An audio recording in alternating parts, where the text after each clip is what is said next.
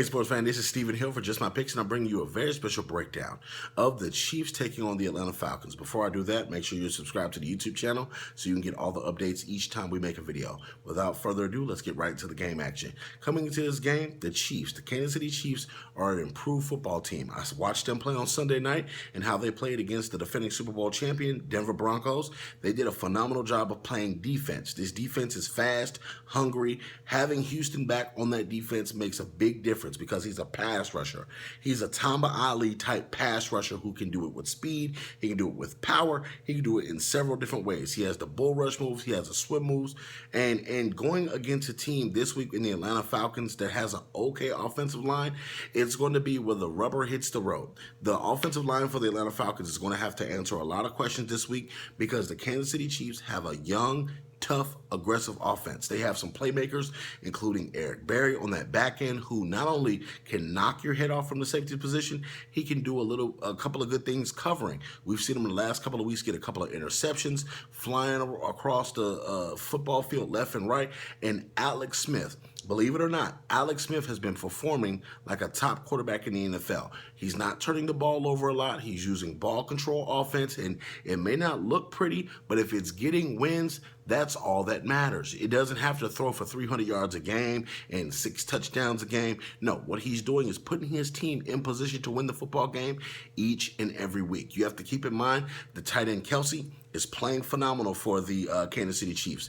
And when you flip it on the backside, Julio Jones has to show up in this football game. It's been one too many games this season where Julio Jones has gone under the radar or unnoticed. You're a top NFL wide receiver, if not the best NFL wide receiver in the game right now. You have to shine in every single game, my brother. You have to come out and you have to beat that single coverage, double coverage, triple coverage, and you have to make teams pay for not double and triple teaming you.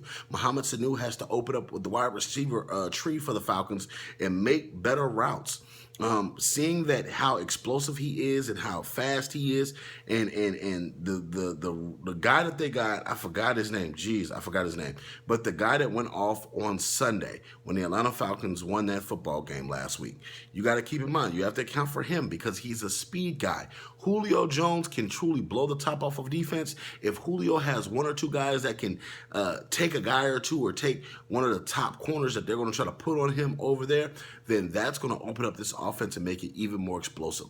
The beauty about the Kansas City Chiefs, they play a team-oriented defense. It's not like a Revis Island type defense where you're on the island by yourself and everybody else has to collectively do their own thing. The Chiefs help out well. They communicate very effectively on the field. You saw it against the Broncos. They made key switches in key situations that disrupted Emmanuel Sanders from making catches, Demaryius Thomas from making catches. So in this football game, I think you're going to see that. Julio is not going to be able to beat the Kansas City Chiefs by himself in this football game. I think that Coleman and Freeman are going to have to run the football, and I think that's going to be questionable in this game. They're going to get a couple of cute little 10 to 15-yard runs, but when it comes down to it, I think the Kansas City Chiefs are going to win this football game. They're going to win this football game and make a statement to the AFC that they're a title contender. I think Andy Reid and his West Coast offense fit this team perfectly.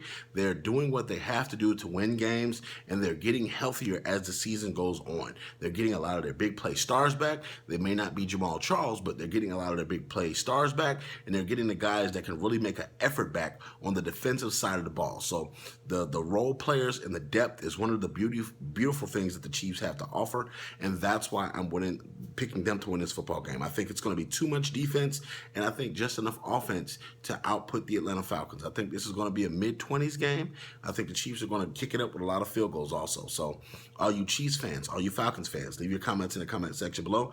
Also check out Just My Picks for all the breaking news and all the hottest updates in sports. And as always, check us out next week. But before you go, share this video on your sports platform so we can debate with you each and every day. Thank you so very much. We'll see you next week.